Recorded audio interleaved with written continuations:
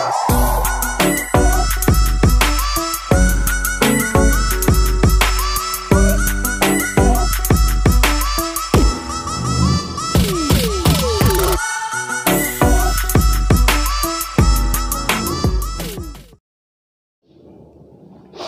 Morning friends. Biology की कक्षा में आप सभी का स्वागत है। ठीक है, तो देखो बेटा, पादपों में जल का अवशोषण एवं रसारोहण, ये टॉपिक चल रहा था अपना बेटा प्लांट फिजियोलॉजी के अंतर्गत।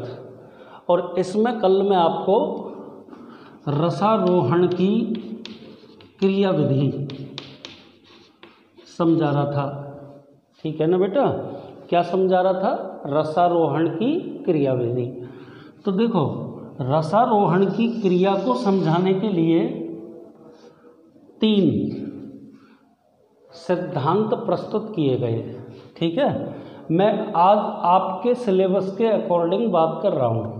ठीक है ना, तो देखो, एक तो अपन ने पढ़ा था जैविक बल सिद्धांत, जिसमें मैंने आपको बताया था कि रसारोहण की क्रिया में जाइलम की जीवित कोशिकाओं का योगदान होता है। और इस चीज़ को अपन ने 3 अलग अलग सिद्धांतों के द्वारा पढ़ा था ना।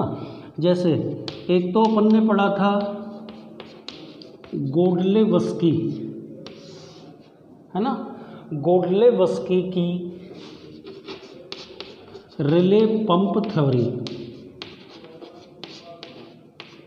गोडलेवस्की की का कह दो, गोडलेवस्की का रिले पंप सिद्धांत। ठीक है, दूसरा अपन ने पढ़ा था बेटा स्ट्रॉसबर्गर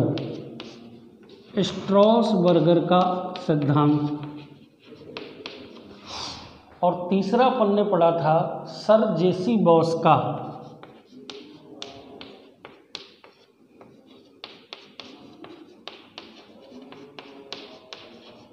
स्पंदन मत। ये 3 सिद्धांत पढ़े थे अपन ने कल जैविक बल सिद्धांत के अंतर्गत। दूसरा जो अपन पढ़ने वाले हैं वो है मूलदाब सिद्धांत। और तीसरा अपन पढ़ने वाले हैं भौतिक सिद्धांत। और बेटा, भौतिक सिद्धांत के अंतर्गत वाष्पोत्सर्जना, कर्षण, ससंजन, तनाव, वाद, ये पढ़ेंगे। ठीक है ना, तो ये मैंने आपके सामने एक छोटा सा आउट फिगर बना दिया ताकि आपके एक साथ ये समझ में बैठ जाए कि रसारोहण की प्रक्रिया को समझाने के लिए 3 सिद्धांत दिए गए बेटा। ठीक है ना, जिसमें प्रथम सिद्धांत कौन सा? जैविक बल सिद्धांत, दूसरा मूलदाब का सिद्धांत और तीसरा भौतिक सिद्धांत। जैविक बल सिद्धांत में कल अपन इन तीनों को पढ़ चुके हैं। एक तो पढ़ा था गोडलेवस्की का रिले पंप सिद्धांत, दूसरा पढ़ा था स्ट्रॉसबर्गर का सिद्धांत और तीसरा पढ़ा था सर जेसी बॉस का स्पंदन मत। तो आज अपन अपनी कहानी यहाँ से शुरू कर रहे हैं। ठीक है ना, और बेटा उसके बाद में अपन भौतिक सिद्धांत के अंतर्गत TCT के बारे में पढ़ेंगे, यानी कि वाष्पोत्सर्जना, कर्षण, ससंजन, तनाववाद के बारे में पढ़ेंगे। ठीक है, तो अब अपन शुरू करते हैं।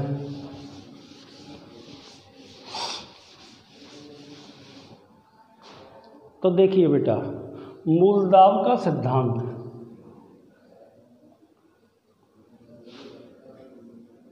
मूल के जाइलम की वाहिकाओं, मूल के जाइलम की वाहिकाओं के रस में पाए जाने वाले दाब को मूल दाब कहते हैं। ठीक है ना बेटा, कौन सा सिद्धांत पढ़ रहे हैं अपन? मूल दाब का सिद्धांत। तो बेटा देखो, सबसे पहले तो आपने ये मूल दाब की परिभाषा बोल दी, ठीक है ना। क्या लिखा है इसमें? मूल के जाइलम की वाहिकाओं के रस में पाए जाने वाले दाब को मूल दाब कहते हैं, ठीक है ना। और बेटा मूल दाब का मापन मैनोमीटर नामक उपकरण के द्वारा किया जाता है। पादपों में मूल दाब का मापन मैनोमीटर नामक उपकरण के द्वारा किया जाता है। अब आप मेरी बात ध्यानपूर्वक सुन लें। देखो बेटा, पादपों की मूल में अल्प मात्रा में धनात्मक मूल दाब उत्पन्न होता है, ठीक है। और उस मूल दाब के कारण केवल कुछ ही ऊंचाई के पादपों में जल का आरोहण हो सकता है, ठीक है। अधिक ऊंचाई के पादपों में जल के रसारोहण की प्रक्रिया को समझाने हेतु मूल दाब का सिद्धांत अमान्य है, क्योंकि सर्वाधिक ऊंचाई वाले पादपों में जल के रसारोहण हेतु मूल दाब का मान 12 एटमॉस्फेरिक होना चाहिए, ठीक है ना। लेकिन वो इतना नहीं हो पाता है, बहुत कम होता है। तो बेटा ये आपको सारी बातें मूल दाब के सिद्धांत में लिखनी है। क्लियर है बेटा? एक बार ये पूरी की पूरी बात आपको मैं दोबारा बता रहा हूँ। कैसे बोलोगे बेटा? देखो ध्यान से सुनो। अपन ने शुरू किया है मूल दाब का सिद्धांत। तो मूल के जाइलम की वाहिकाओं के रस में, मूल के जाइलम की वाहिकाओं के रस में पाए जाने वाले दाब को मूल दाब कहते हैं, ठीक है बेटा। और एक बात, मूल दाब का मापन किसके द्वारा किया जाता है? ये उपकरण का नाम है मैनोमीटर। मूल दाब के मापन की क्रिया मैनोमीटर नामक उपकरण के द्वारा की जाती है। अब एक छोटी सी बात आप सुन लें कि पादपों में मूल दाब का मान अत्यंत कम होता है। सर्वाधिक ऊंचाई वाले पादपों में मूल से पादप के शीर्ष भागों तक जल के पहुंचने हेतु 12 वायुमंडलीय दाब के बराबर मूल दाब होना चाहिए। लेकिन बेटा इतना मूल दाब नहीं हो पाता, ठीक है ना। यही कारण है कि अधिक ऊंचाई के पादपों में रसारोहण की क्रिया को समझाने हेतु मूल दाब का सिद्धांत अमान्य है, ठीक है बेटा। अब आ गए अपन तीसरे सिद्धांत पे, भौतिक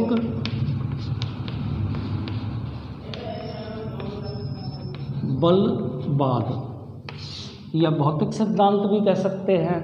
क्या लिखेंगे? इस सिद्धांत के अनुसार रसारोहण की क्रिया कोशिकाओं में, निर्जीव कोशिकाओं में होती है।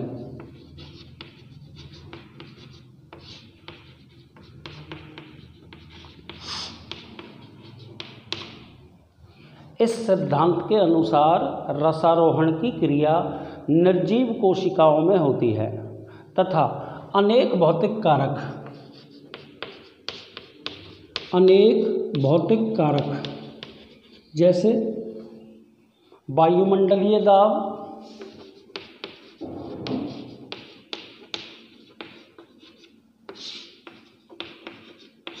ठीक है, अंतःचूषण एवं केशिका बल मुख्य रूप से इस क्रिया में मदद करते हैं। तो बेटा कौन सा हेडिंग लिख रहे हैं आप? भौतिक बलवाद। ठीक है, क्या पढ़ोगे आप इसमें? इस सिद्धांत के अनुसार पादपों में रसारोहण की क्रिया निर्जीव कोशिकाओं के सहयोग से होती है। और बेटा इस सिद्धांत के अनुसार कई भौतिक कारक जैसे वायुमंडलीय दाब, अंतःचूषण एवं केशिका बल इस क्रिया में मदद करते हैं।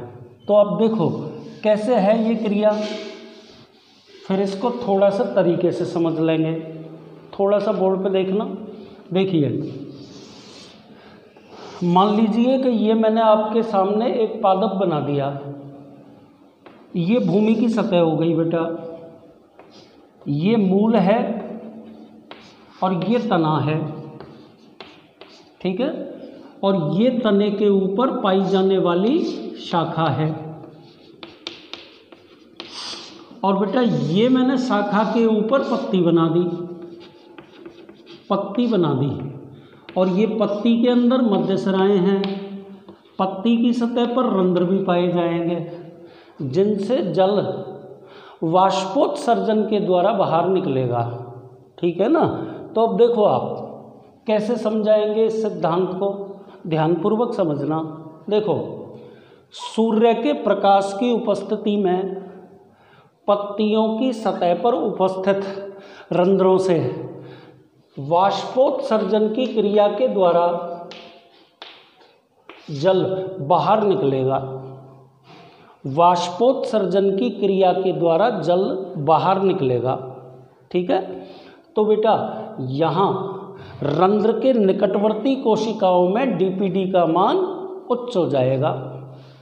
भाई जल की कमी हो गई रंध्र के निकट वाली कोशिकाओं में, तो इन कोशिकाओं में डीपीडी का मान उच्च हो जाएगा। ये कोशिकाएं अपने निकटवर्ती अन्य कोशिकाओं से जल ग्रहण करेंगी। ठीक है ना। तो इस कारण से पूरे के पूरे पादप के जाइलम तंत्र में जल हेतु एक तनाव उत्पन्न हो जाएगा। और बेटा ये तनाव यानी कि आकर्षण किसके कारण उत्पन्न हुआ? वाष्पोत्सर्जन के कारण। वाष्पोत्सर्जन के कारण उत्पन्न हुआ। इसीलिए इस तनाव अथवा आकर्षण को सर्जनाकर्षण बोलेंगे। बाष्पोत्सर्जन के कारण उत्पन्न हुआ आकर्षण। मेरे हिसाब से आपके समझ में आ रहा होगा। एक बार मैं दोबारा कह देता हूँ ताकि आपको ये पूरी की पूरी बात समझ में आ जाए। ठीक है, देखिए बेटा, दिन में सूर्य के प्रकाश की उपस्थिति में पत्तियों की सतह पर उपस्थित रंध्रों से वाष्पोत्सर्जन की क्रिया होती है। वाष्पोत्सर्जन की क्रिया के कारण रंध्र और उसके आसपास की कोशिकाओं से जल का ह्रास होता है। उस स्थान की कोशिकाओं की डीपीडी बढ़ जाती है और बेटा वो निकटवर्ती कोशिकाओं से जल ग्रहण करती हैं। ठीक है, तो वाष्पोत्सर्जन की क्रिया के कारण पूरे पादप के जाइलम तंत्र में एक आकर्षण, एक तनाव डेवलप हो जाता है। और वही आकर्षण अथवा तनाव क्या कहलाता है बेटा? बाष्पोत्सर्जनाकर्षण। एक बात तो आपको ये सीखनी है। और दूसरी बात इसमें आपको एक चीज़ बोर्ड पे मैं लिख रहा हूँ, ससंजन बल।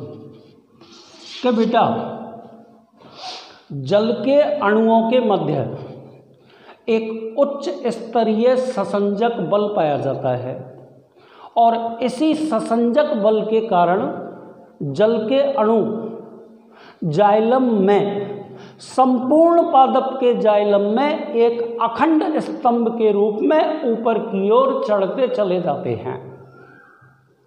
तो बेटा ये इसकी पूरी की पूरी परिकल्पना की थीसिस आपको मैंने समझा दी। अब मैं दोनों की दोनों बातों को मिलाकर आपको बता रहा हूँ, तो ध्यान से सुनना। देखो बेटा, दिन में सूर्य के प्रकाश की उपस्थिति में पत्ती की सतह पर उपस्थित रंध्रों द्वारा तीव्र वाष्पोत्सर्जन होता है। तो बेटा रंध्र के निकट की कोशिकाओं में जल की कमी हो जाती है, यानी इन कोशिकाओं की डीपीडी बढ़ जाती है। ये कोशिकाएं अपने निकटवर्ती कोशिकाओं से जल ग्रहण करती हैं एंड निकटवर्ती कोशिकाएं अपने आगे वाली निकटवर्ती कोशिकाओं से, कुल मिलाकर के पूरे पादप के जाइलम तंत्र में एक खिंचाव, एक तनाव अथवा एक आकर्षण उत्पन्न हो जाता है। सुन लिया आपने?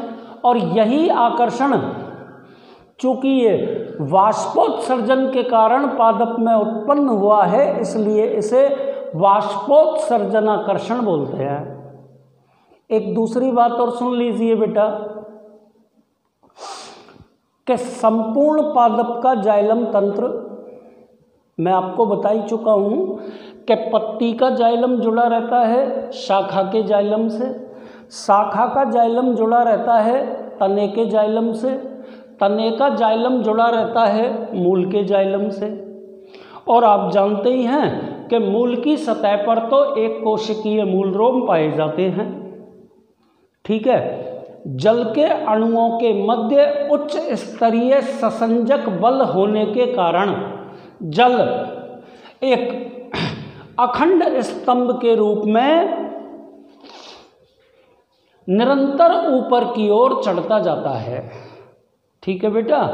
तो ये मैंने भौतिक बलवाद के बारे में सारी की सारी बातें आपको बता दी, ठीक है ना। अब इसी से संबंधित कुछ बातें आप ध्यानपूर्वक पढ़ें। देखो,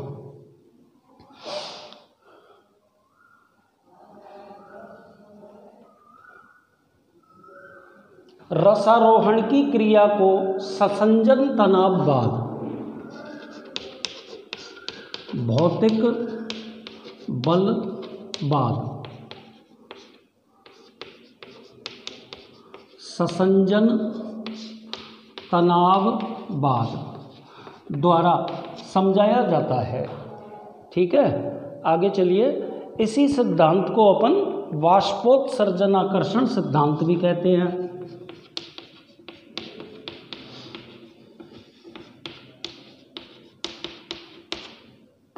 वाष्पोत्सर्जनाकर्षण सिद्धांत भी कहते हैं, ठीक है ना। आगे चलिए, यह सिद्धांत डिक्सन और जॉली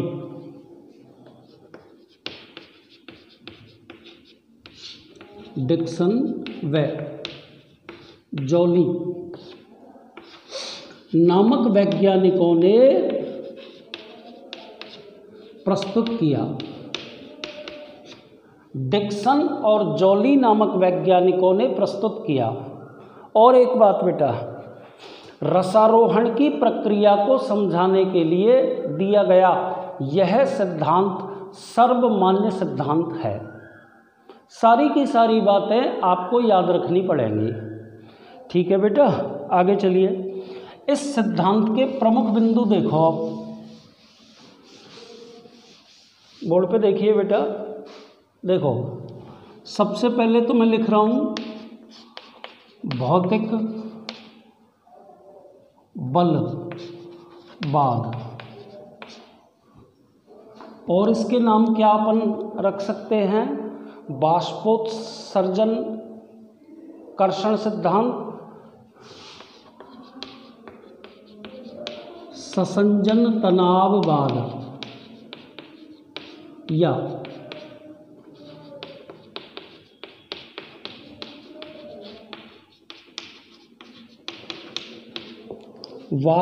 वाष्पोत्सर्जनाकर्षण सिद्धांत। कौन से वैज्ञानिकों ने प्रस्तुत किया था? डिक्सन व जॉली। ठीक है, इस सिद्धांत के अंतर्गत कौन कौन से भौतिक कारक सहायक होते हैं आपको बता चुका हूँ। वायुमंडलीय दाब,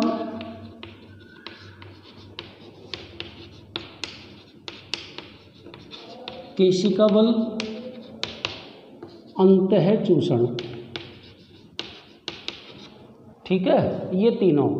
अब देखो, इसमें अपन को पढ़ना है कि इस सिद्धांत की मुख्य अवधारणा है। ठीक है, मुख्य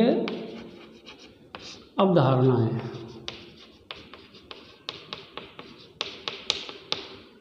सबसे पहला बिंदु, कौन कौन सी अवधारणाएं इसमें अपन को पढ़नी पड़ेंगी बेटा? मूल से पर्ण तक जल का, नंबर 1, मूल से पर्ण तक जल का एक अटूट स्तंभ पाया जाता है। ठीक है ना, जिसे जल स्थैतिक प्रणाली कहते हैं।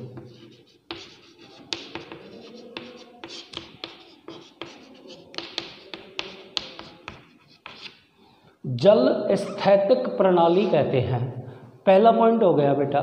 दूसरा, वाष्पोत्सर्जन से हुई जल हानि के कारण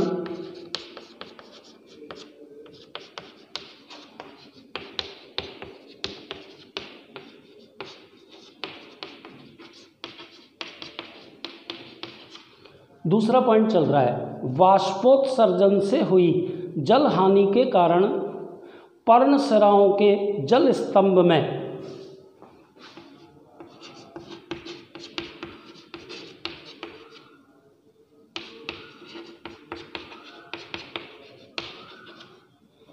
पर्णशिराओं के जल स्तंभ में उत्पन्न खिंचाव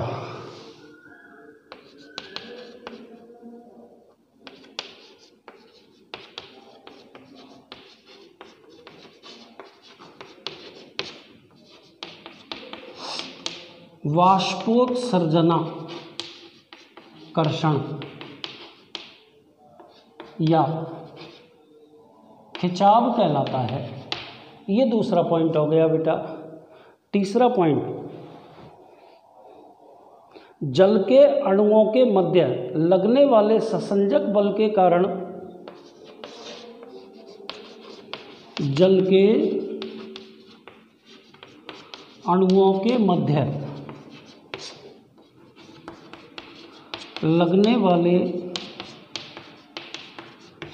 ससंजन बल के कारण जल का अटूट स्तंभ होता है।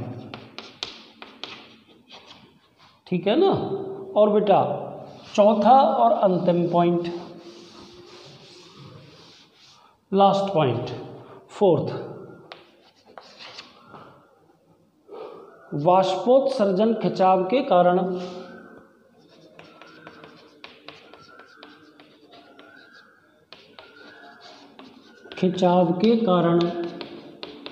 वाष्पोत्सर्जन खिंचाव के कारण जाइलम स्तंभ में उपस्थित जल निरंतर ऊपर की ओर चढ़ता जाता है, निरंतर ऊपर की ओर चढ़ता जाता है। एक और बात, इस क्रिया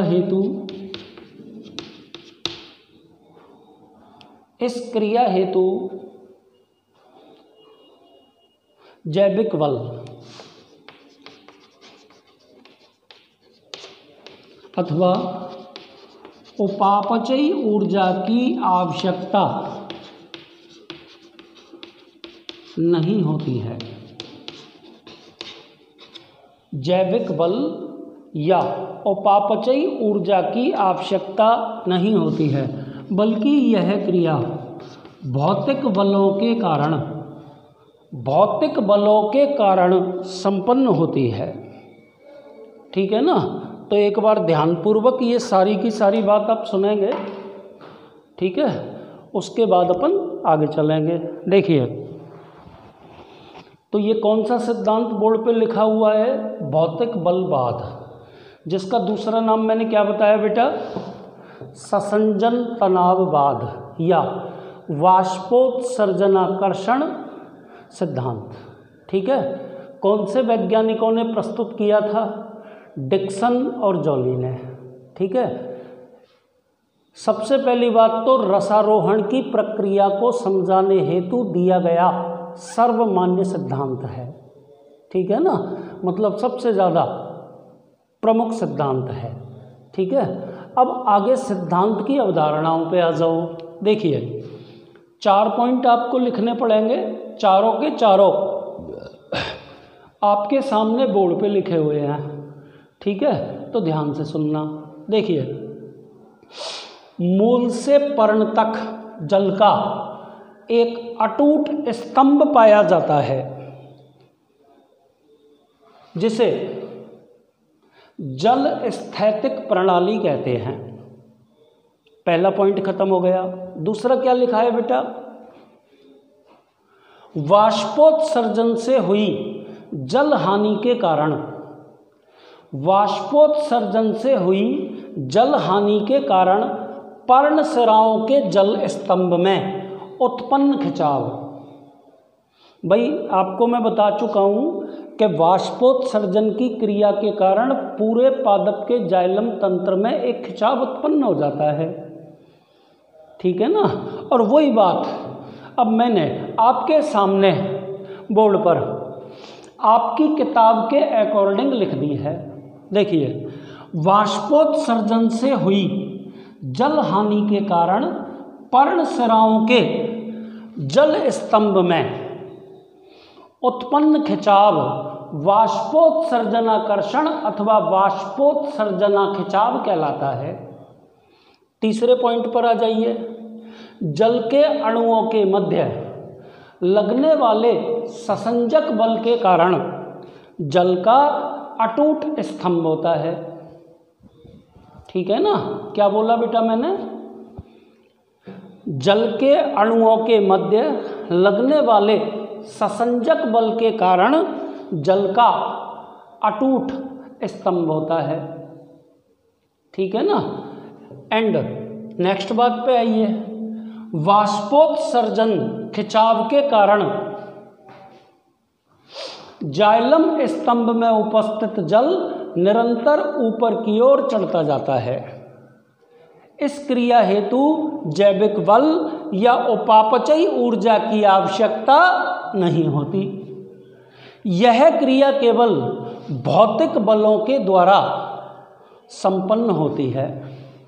ठीक है बेटा। एक और बात आपको मैं बता देता हूँ। दिन में जब वाष्पोत्सर्जन की क्रिया सर्वाधिक होती है तो उस समय स्तंभ एवं शाखाओं का जाइलम अत्यधिक तनाव की अवस्था में उपस्थित होता है। ठीक है बेटा। तो ये तीनों के तीनों सिद्धांत आपने पढ़ लिए हैं। ठीक है। एक बार तीनों के तीनों सिद्धांतों को एक टेबल फॉर्म में दोबारा से आपके सामने मैं लिख के बता रहा हूँ। देख लीजिए। देखो भाई, रसारोहण की क्रिया को समझाने के लिए 3 सिद्धांत दिए गए। सबसे पहला कौन सा था? जैविक बल सिद्धांत। ठीक है ना। दूसरा सिद्धांत कौन सा था? मूल दाब का सिद्धांत। ठीक है। और तीसरे नंबर पे कौन सा सिद्धांत था? भौतिक बलवाद। इसको अपन ने क्या बोला था? ससंजन तनाववाद, या इसको अपन ने क्या बोला था, वाष्पोत्सर्जना कर्षण, वाष्पोत्सर्जनाकर्षणवाद। ठीक है ना। अब देखिए आप, जैविक बल सिद्धांत के अंतर्गत आपने 3 सिद्धांत पढ़े हैं बेटा। कौन कौन से? एक तो गॉडलेवस्की का रिले पंप सिद्धांत, गॉडलेवस्की का रिले पंप सिद्धांत पहला हो गया। दूसरा अपन ने कौन सा पढ़ा था? स्ट्रॉसबर्गर का सिद्धांत, स्ट्रॉसबर्गर का सिद्धांत। और तीसरा अपन ने कौन सा पढ़ा था? सर जेसी बॉस का स्पंदन मत। ठीक है। इसमें एक शब्द और आप जान लीजिए, TCT थ्योरी भी कहते हैं इसको, TCT थ्योरी। और इसका मतलब क्या है बेटा? Transpiration cohesion, transpiration cohesion, COHEN,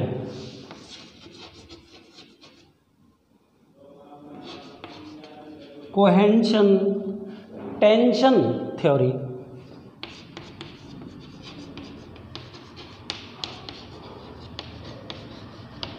तो इस तरह से बेटा तीनों के तीनों सिद्धांत पूरी तरह से आप खत्म कर चुके हैं। ठीक है। आज की क्लास में केवल इतना ही, कल आपको यहाँ से आगे समझाऊंगा। धन्यवाद।